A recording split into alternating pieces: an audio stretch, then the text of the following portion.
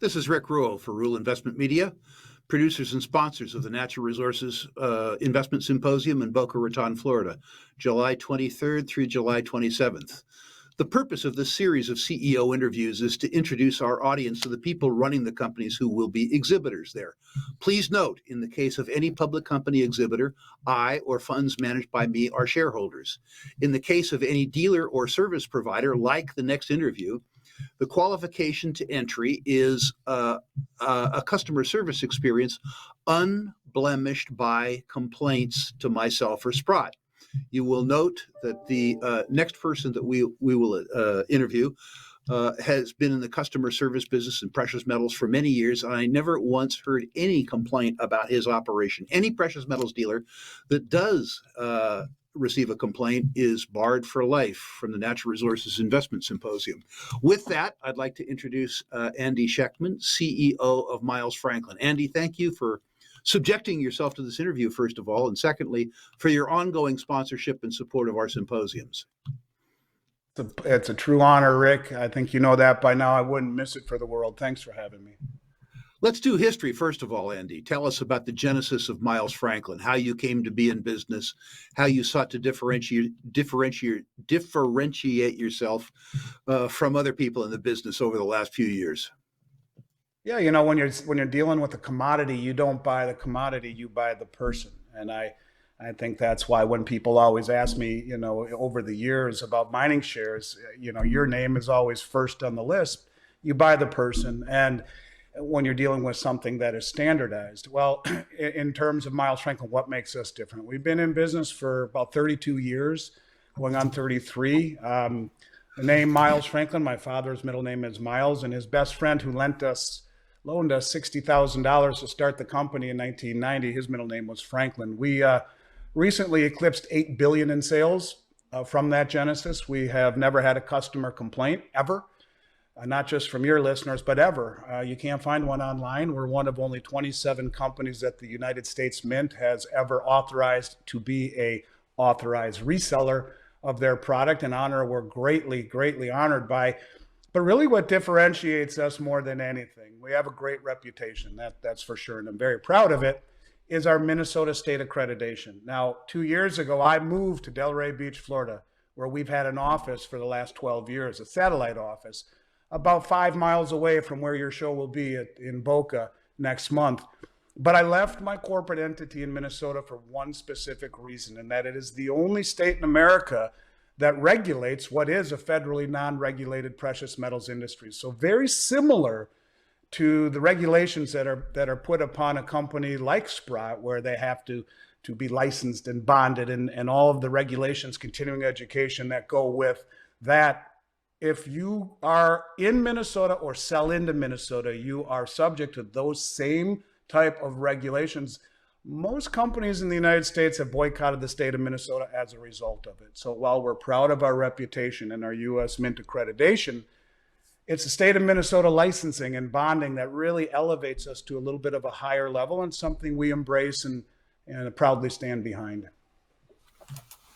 Now, Andy, as I understand from previous interviews and from talking to you at various shows, your primary product lines are bullion and sovereign issued coins. I don't think of you as either a collectible or memorabilia dealer, or particularly a rare coin dealer. Is that assessment fundamentally correct? Well, yeah, it is. You can see in the pictures behind me, the picture of President Roosevelt and the $20 gold coins and $20 gold certificates. That, you know, it was certainly a very big part of our business in the 90s and up before the turn of the century. That's what most people owned. And while we understand numismatics really well and are incredibly competitive in selling them, it's really something that for the last 20 years or so, I have made a very conscious effort to not focus on what type of coins you own, but rather accumulation of ounces. It's about the number of ounces that you own, in my opinion, in the end, that will matter. And I have always found that that is achieved primarily through 1 ounce gold and silver bullion coins by the 6 major sovereign mints of the world. So yes, we are primarily a bullion company, but have the ability to, if sophisticated investors are interested in numismatics, to discuss that with them intelligently. But yeah, I think where people need to be right now is in bullion, and that is our primary focus.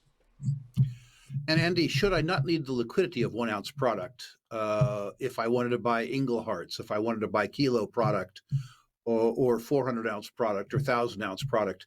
Do you deal in those as well? We do. We have an incredibly robust storage program all around North America with Brinks. We have 7 or 8 facilities, including Brinks JFK, which is a COMEX facility.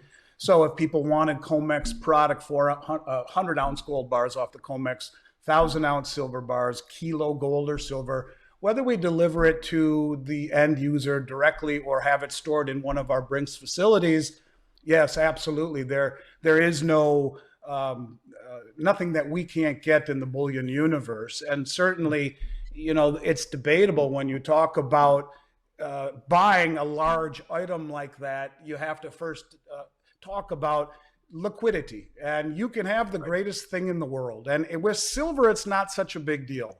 But when you talk about gold, the difference between a 1 ounce coin and a kilo gold bar, the savings may be $15, $20 an ounce. So you save $700 on $65,000. You have to ask yourself, is the savings commensurate with the loss of flexibility? We will be able to intelligently and articulately discuss these types of decisions that people will need to make when building their portfolio. But certainly if there are those investors who just want the number of ounces, they don't care, they want it in a big size, they want it held in a depository, we have the ability to do all of the above and discuss the pros and the cons at the same time.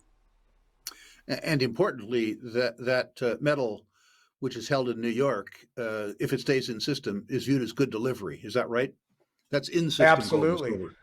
It is. And it is. And that's one of the things that I find most interesting about all of the metal that's been coming out of COMEX lately, delivered out, because once you leave the COMEX ecosystem, it's a one-way ticket. Getting it back in and having it reassayed is costly and time consuming.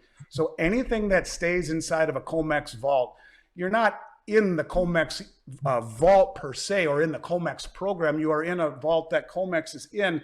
Those bars are eligible. And if indeed you wanted to take advantage of an industrial user that is offering huge bid prices on Elon Musk saying, I'll pay $50 premium for, hypothetically, for a 1,000 ounce silver bar, sure, like that, you transfer it because it is good delivery, and it would be then immediately accepted. And so, yes, anything inside of COMEX, if it's bars, is going to be COMEX approved good delivery. Andy, we've started with the increase in precious metals to begin to see more fraudulent dealing again in the marketplace. How do you ensure that the product that you buy back from customers or buy from other dealers and resell to your customers is the real deal? How do you make sure that you don't get screwed the way Glencore got screwed the other day? That's a good question. You would think that Glencore would have the ability not to get lumpy product. You would think. And this is one of the reasons why buying smaller pieces is also beneficial, because you're going to have a far less cases or examples of counterfeiting on smaller units. But suffice it to say, we have all of the sophisticated imagery and machinery. It starts simply by weighing everything that comes in. That's the first piece. Everything goes on a scale from there. If there are any discrepancies whatsoever, if it's coming from another dealer or from the public, we have a myriad of testing and machinery that will immediately tell us the composite of the item down to a thousandth of an ounce. And so we have all of the sophisticated machinery to make sure that never, ever happens. And really, you know, much like what you said at the beginning of this interview, someone messes up, they're barred for life. Well, that's the way this very small precious metals industry is.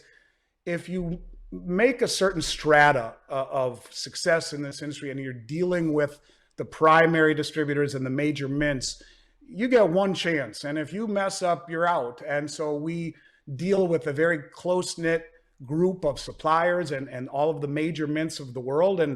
And when we bring things in that come outside of that network, we definitely take steps to make sure that what we are receiving and or sending back out indeed is the real deal. And honestly, in 32 years, I can count maybe 1 or 2 examples of anything I've ever seen that were indeed counterfeit. So we've been lucky and fortunate so far, and think we've got the process down to keep that from happening. Well, my suspicion is if you have spent the money on technology so that you can gauge the purity down to 1/100th of 1%, what that means is that you've spent the money to buy goods so you can sell good, Right. which is, in fact, useful. Yeah. Tell me something about the trends that you see in your primary market, which is to say sovereign coins, in the next 12 to 18 months. Tell me why. I understand perfectly why I need to own gold in the long term. I understand perfectly that when we hit a gold bull market, that traditionally silver has outperformed it. Tell me something about what you see in the market for the next 12 to 18 months, both for gold and silver and then for specialty products within that sector. Look, I think the bottom line is this. I think when you see the strains in the banking system, when you see the difficulty in the monetary policy of the Federal Reserve, do we pause? Do we raise? Do we lower? When you see the inverted yield curve, there are so many things that are pointing to, I think, strains in the system, strains in the market, strains on the dollar. When you see countries unifying together and accumulating copious amounts of gold, when you see rumors, Jim Rickards talks about August 22nd, the BRICS nations will issue a gold-backed currency. He talks about the issuance of a bond market within the BRICS nations to give it more of a reserve status. You see all of these things that are spinning faster and faster and faster and faster. I would simply say this. When you buy gold and silver, at least if you're buying them from me, I will make it very clear that you are not buying an investment. You're buying wealth. It's been wealth for 5,000 years. It's lived through every 2 world wars, German hyperinflation, the Great Depression, every pandemic, all of the uncertainty and everything the world has ever thrown at it, gold and silver have outlived. And through all of this, over the last 18 months, as you know, the central banks have accumulated more gold than at any time in history. The most influential, well-funded, and well-informed players on the planet are showing us that gold and silver represent wealth and are important enough to them to accumulate copious amounts regardless of what the price is. And so to me, it represents wealth. It represents security. It represents a hedge against uncertainty. And in my opinion, the crazy brain-dead monetary policy of the Federal Reserve over the last few years and the distortions that it has created, to me, has never made owning physical gold and silver more important. I don't tell people to buy it to become wealthy. It is wealth. If you own enough of it, you might be wealthy. But to me, you buy it because it is some form of sanity in a world that is very complex and I think very volatile at this particular juncture. And I think over the next 12 to 18 months, I think that's only going to increase, especially as we get towards the election. Andy, finally, we ask our listeners not just to follow companies, but rather to follow living, breathing human beings. Who at Miles Franklin should my listeners contact if they want to learn more, which I think they should? And what is the phone number or email address for that contact person? Well, I remember once at a conference, you told me I was crazy. I had my cell phone number on my business card. And I do that for your listeners. Since I've ever met you and worked with your clients, it is one of the greatest honors of my career. And I will work with every single one personally, unless it becomes so crazy that I have to have one of my trusted brokers help me, Andy@milesfranklin.com. And I know that this interview has a targeted audience. So I'm going to do what I usually would never do, and that is say my cell phone number is 612-290-2729. You tell me that you came to me from watching me on Rick Rule's interview, and you will have my personal attention. And that goes for just asking questions. I'm here to help your listeners and to work with. It's an honor, I guess, is all I can say, Rick. So for me, I'm the one that will work with them. If it got to a point where I wasn't available, one of my trusted brokers that I've personally trained, and every single one of my brokers, I go back on almost every one of them to Little League, to elementary school, to high school. They're family to me. They're my oldest, best, dearest friends. We're a very family-oriented, tight-knit company that understands the importance of education and doing things the right way. And if we do things the right way, we educate people the right way, we answer the questions the right way, then the business comes. That's been our model. And when it comes to you, the buck stops with me. So please, Andy@milesfranklin.com or 612-290-2729. That's my very personal cell phone number. Text or phone is fine. That's the right answer, folks. Call the boss. Andy, thank you so much for subjecting yourself to this interview. And thank you even more for your ongoing support of the Natural Resources Investment Symposiums. We look forward to hosting you in Boca Raton. Look forward to seeing you in a few weeks. Thanks, Rick. Take care.